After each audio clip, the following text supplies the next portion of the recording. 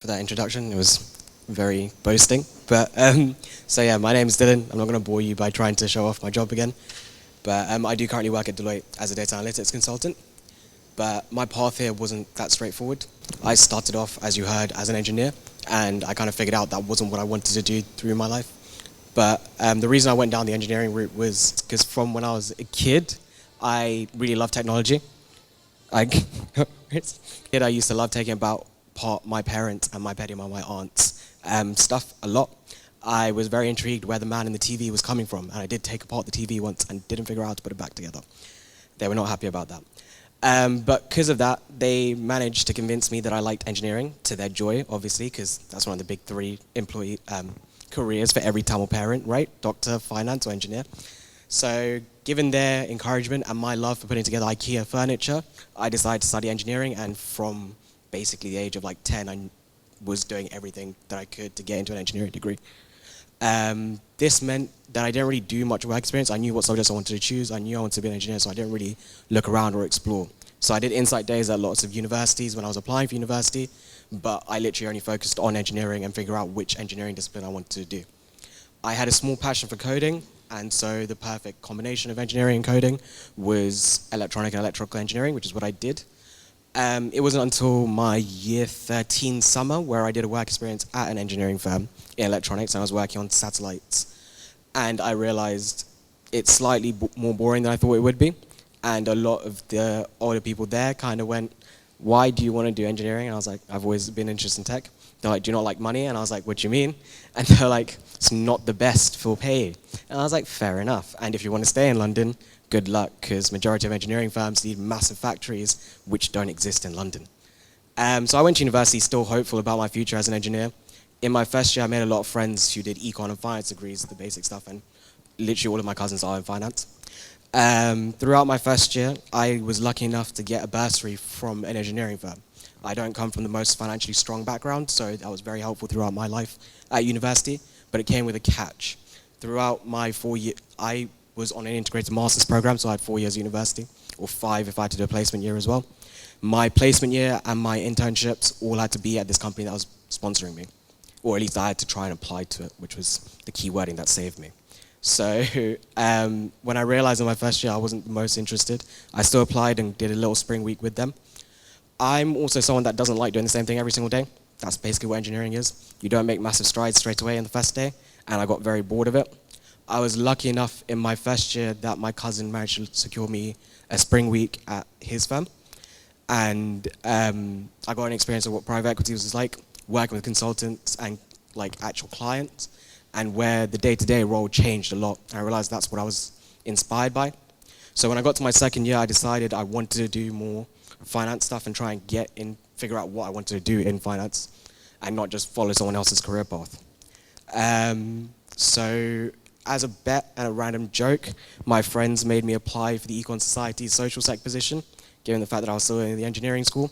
By some random miracle and a small technicality, I ended up being the Econ Society social sec, which meant I was also a part of loads of different insight days, and I got to experience loads of different banks giving me talks and loads of different consulting firms.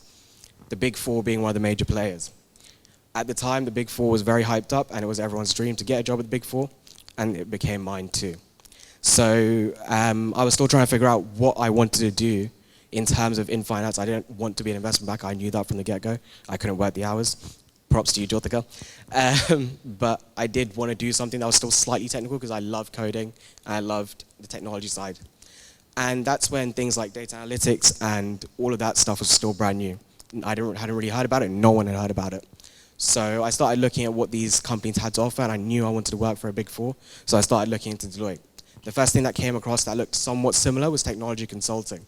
So in my second year, I started applying for technology consulting internships at majority of the Big Four firms and any finance company that offered it. I wasn't lucky enough to get into one. At this point, I'd already begged the university to let me out my 5-year degree, so I wasn't on a placement year and I wasn't doing a master's anymore. But when I didn't get an internship during my second year, I was like, I can't exactly finish university without any job prospects because that sounds very scary. So I begged them again and they let me do my integrated master's. So come around third year summer, I started applying again, but this time I made a small difference. So we've all been saying, or the ones that have gone up, and I'm sure the guys that come up later will say, networking is amazing and you need to do it. And they are right, you do. But the mistake a lot of people tend to make is they think networking just means making conversation. Yeah, it's great to find out what we do day to day and talk to us about that stuff. That's not going to help you with your application. What you should be asking us is what we can share with you about our company that other people don't find out through the online Google searches. Yes, some of the stuff we do, we are not allowed to share with you. It is private to our clients. But there will always be something that we can that shows that you have an edge in the market when you go into your interviews. That is the difference that I made, and instead of trying to talk to loads of different people across different banks and different consulting firms, I spoke to one person who I knew worked at Deloitte and knew worked in the sector that I wanted to. So I asked him very specific questions, tried to find out as much insight I could specific to my role. I still wasn't lucky enough to land a technology consulting internship from Deloitte, but a week after my rejection from them, I got a call from them about a new branch they were opening up within risk advisory, or it had been around for a year or two, which is data analytics within risk advisory, a part of the company that I'd never heard of and most people won't have till this day. And they offered me an internship there, and I didn't have any other offers, so I took it, not expecting much from it. My internship, thanks to COVID, was only 3 weeks long and it was completely online, but it was still a very insightful experience, and I realized this was actually what I wanted to do, because I still got to code sometimes, but at the same time I got to talk to clients, and I'm not allowed to use the word, but BS to their faces. So when I found that out, I was very passionate about that, and I did manage to convert it to a grad offer, and I was very happy about it. When I got into my 4th year, I did find it was a bit more difficult to focus on my degree, knowing that everything I was doing didn't really matter to the job I wanted to do. But I think a piece of advice that my cousin gave me really helped me with that, which was you study your passion, but you work what works out for you best, which is kind of what I followed with my career path. I'm not saying that's what works for everyone, but because engineering was my passion, it helped me complete my degree. Throughout my 4th year, I started having issues with focusing, and like Jyotika said, mental health isn't something we talk about in the Tamil community a lot, so I ignored it for a very long time. But when it turned into a physical manifestation of my anxiety, and I was throwing up every morning, I was forced to get it checked out by the doctors, and I found out that I did suffer from very strong anxiety sometimes. This also led me to take a spiral down on my grades, and I was only going to get a 2-2. I worked out what I was going to do, and I knew from the start of my 2nd semester there was no way I could get higher than a 2-2. This made me very worried because I'd had an amazing grad offer that made my mom insanely proud, and who the hell loses out on a grad offer from Deloitte? So I was very scared to tell them about my anxiety or the fact that I was going to get a 2-2, not knowing what they were going to say. And I thought, well, worst case, I tell them and I lose the offer, which I'm going to lose anyways because they wanted me to have a 2-1 to be accepted into Deloitte. So I called the HR team, let them know what was happening, and they were actually very understanding. So I know a lot of the time people think about a finance career and there's a massive thing about, oh, if you're weak, you get weeded out really quickly because everyone's hounds and they're the best of the best. The market's changed a little bit. We are a bit more understanding of people's issues and things like mental health, and they were very understanding and very accepting. And when I did get my 2-2, they still let me in, and I'm there. I've been there for 2 years now. So don't let small things like that worry you. Be very open with your recruiters and the people that you're talking to from the firm. Hiding things just ends up holding you back a lot more than you realize. I think beyond that, in terms of my day-to-day, there isn't much that I can tell you that you 100% do every single day with consulting careers. It depends on who your client is and what they want you to do for them. So it's one of my first projects, I was literally just sat there researching what their competitors were doing for them.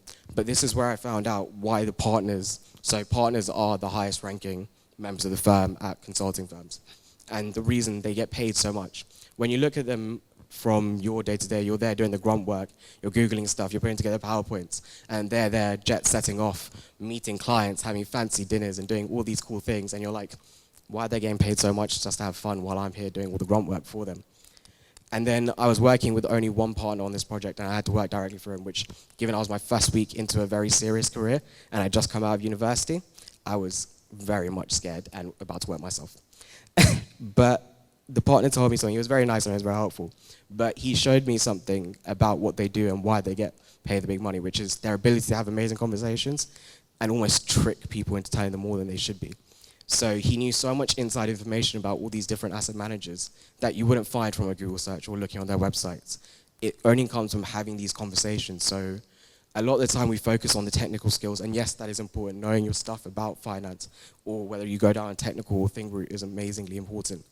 But your people skills is what carries your career and gets you to that top level, because without the ability to have these conversations and make people feel comfortable about you, you're not going to have much to offer them beyond the mid-level position where you can do the grunt work. And I'm sure all of you have very high aspirations and won't get past that.